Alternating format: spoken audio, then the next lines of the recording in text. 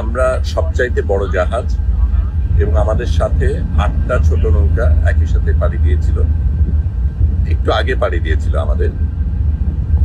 আমরা এই মুহূর্তে একমাত্র এই 9টা যানবাহন যেগুলি মুক্ত রয়েছে, সেভাবেই আমাদের পরিকল্পনা ছিল যে ওদের উপর কিছু হলেও আমরা যাতে এগিয়ে যেতে পারি।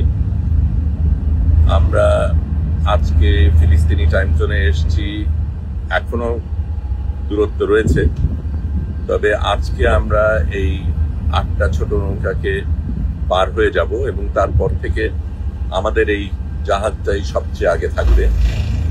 বোঝাই যাচ্ছে আক্রোশটা আমাদের উপরই পড়বে, কিন্তু আমরা একেবারেই প্রতিজ্ঞাবদ্ধ যে আমরা একেবারে গাজা পর্যন্ত যাব এবং কোনো বাধাই আমরা গ্রহণ করব না।